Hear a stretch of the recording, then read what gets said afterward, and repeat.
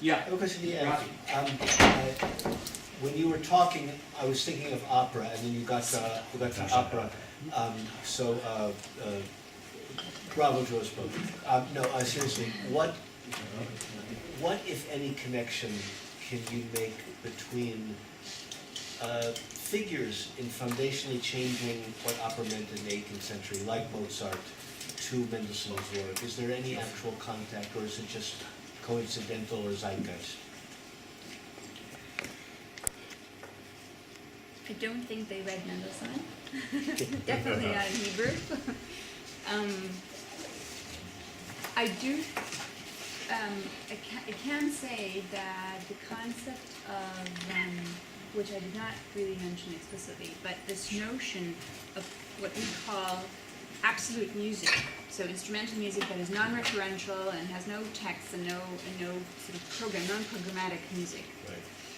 is engendered in the second half of the 18th century. And Mendelssohn is one of the pioneers of at all sort of conceiving of this notion in very subtle ways in his aesthetics, right from the beginning, from the first essay on sentiments, from the first essay on aesthetics. And so this is something that is not usually acknowledged in musicology or in history of music theory, but it is there. And he takes it, he introduces it really into German discourse from England, from English aestheticians and music theorists of the former half of the 18th century.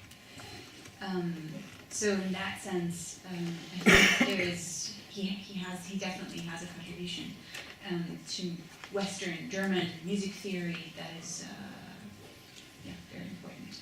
Like he wrote the Biur in Hebrew, or they wrote the Biur, there's the other authors. No, what I quoted was all his sections. Right, but his other works, did he write also in German?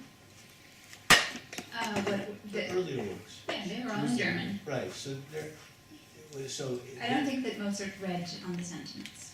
No, I'm not asking if you read. Yeah, okay. Yeah, but I'm saying that more generally, I think Mendelssohn contributed to the creation of an aesthetic discourse. Definitely, yeah. I think the question was, did he listen to Mozart? Not that Rather Mozart than Mozart read Mendelssohn. Also, I know Mozart had a Jewish librettist. Yeah.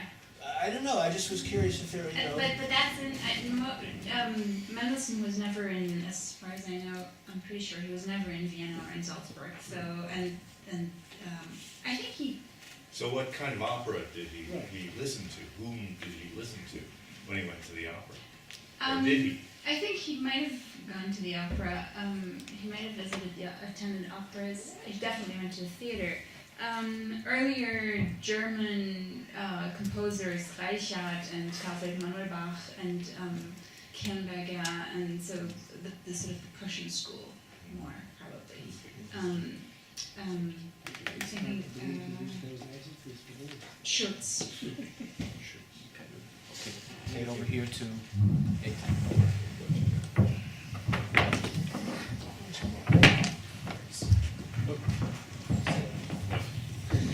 So first, thank you to you both. I really enjoyed both presentations. This common question is directed more to Yael.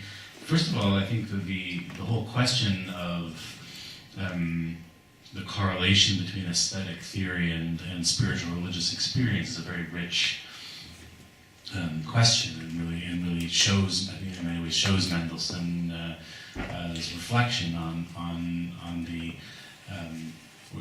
at least in terms of the way in which the height of the artistic experience can be used to speak about the religious experience, which I found to be very intriguing. The other thing that was constantly flashing in my mind as you were speaking was, what is the relationship here to Kant, in the sense that this was so central, the question of the sublime, right, was so central for his aesthetic theory.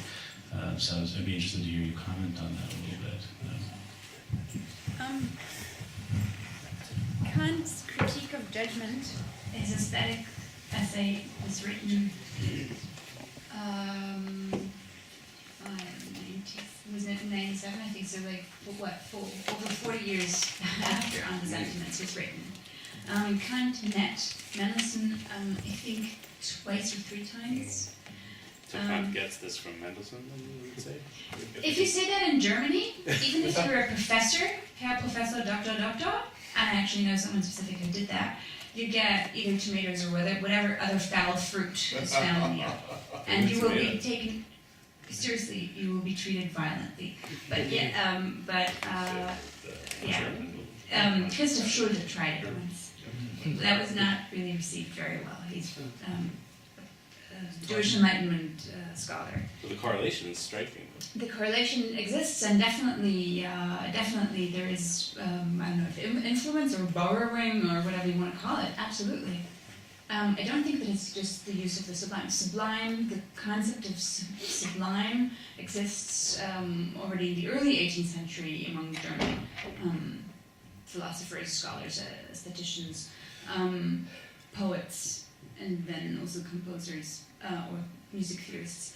But in Kant, I think you can't avoid seeing that that Mendelssohn's influence is tremendous. It's very obvious. In what ways is, I think, a topic for another study. It's specifically in what ways. But Kant also takes it a step backwards, in a sense, sort of a turn back to. I think that the argument that Mendelssohn makes for this distinctness of a culture, the distinctness of experience, of aesthetic experience, that is simultaneous with the universality of aesthetics, is sort of turned over a little bit in Kant. But it seems I don't mean to belabor, but because it seemed like, at least from what I recall in terms of the critique of judgment, that moment of the sublime is deeply revelatory, right? There's a deeply spiritual, religious dimension to that. But it's completely abstract. Yeah. It's non-religious. It's completely abstract. It's completely non-referential in Kant. The one commentary or the best commentary that I know on this topic, on this question, is a letter by Achel Warner in the Salonière, a letter written in March 1829 after hearing Bach, the revival performance of Bach's St. Matthew Passion. She talks there about the sublime and about Kant, and I think that she also talks about Mendelssohn, actually, because the terminology that she uses is completely Mendelssohnian. Well, another great Jewish thinker who had a full-blown aesthetic theory and a theory of music was Rosenzweig, and we'll be talking about him tomorrow also when we read a text using his glasses and his prisms. So it sounded, but he'll emphasize, I think, also the role of dissonance and not only harmony in his aesthetic theory. I wanted to ask Dudu a question. I mean, you emphasize the reassertion of patriarchal values, etc., despite the uppity daughter, etc. But one of the things I noticed about the story is the vivid colors and the strength of the girl's character. Yes. And the fact that this Rav could create a character like her, I think is absolutely amazing and remarkable. I mean, what do you have to say about that? And then maybe Amy, you want to join you with that? Another Let me question. add to the same question, and at the same time perhaps. The other one. And at the same time, perhaps discuss the ways that the father's portrayed as a fool. Yeah. Well, okay, I think, if I did not mention, I think Yosef Chaim is a great storyteller. And he knows how to tell a story, and he knows how to build characters, and he respects his characters. And the girl is the heroine, and he treats her as a heroine, and it's okay. And this is a unique story, a remarkable story, but it's also, as you said, or I hope, as I said, as I try to say, it's also within these vivid colors, within this,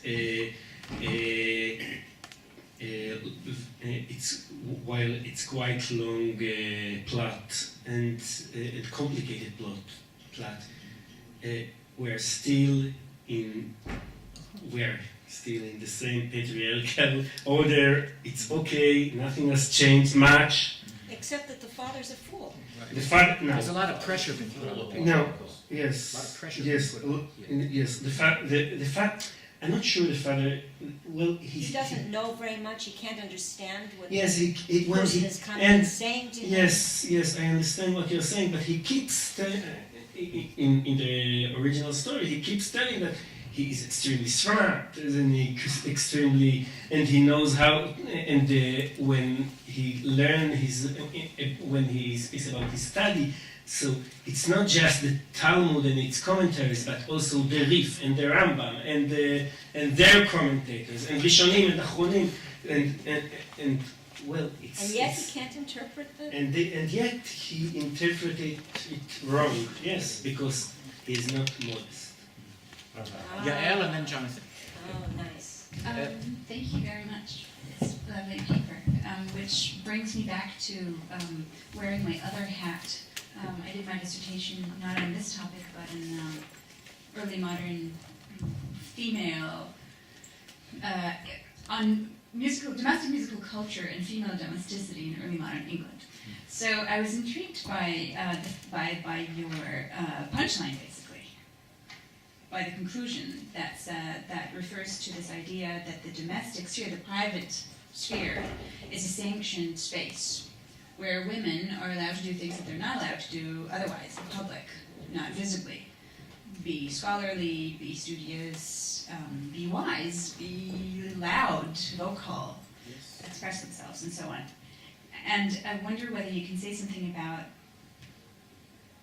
this idea in Iraqi Jewish society of the late 19th century. I mean, these are not ideas that stem from the Middle East, I think. Jonathan, is your question similar or from a different place? Amy, I think, covered it, so. Okay, go ahead. So I completely agree, and I think that that we from that period we actually have some fieldworks that have been done, and this division between private sphere, it's not private houses, it's private sphere, because there is an inner courtyard and then the family, the larger family houses, and then outer courtyard. This was, especially the inner courtyards, used to be the female sphere, and used to be their realm, the place they ruled, and men usually did not enter them. Yeah. Yes. So, and this is very Middle Eastic. But actually, what I'm trying to say is that it's very modernistic or early modern. It's European early modern, this concept of the domestic sphere in a wide sense, in a broad sense, that might include an entire estate. Conceptualizing that as the private realm within which women are allowed to do things that they're not allowed to do in the public space. Well, This will be the last comment, dude. Sorry. I'm sorry to cut you well, I think that it's hard to me to speak it as an early modern or modern phenomenon. We have kind of hints about it even in earlier times. For example, with the customs, with veils, where you have to put veil, where you are allowed to put them off, etc. תודה רבה. תודה רבה לכולם. Okay. I was asked that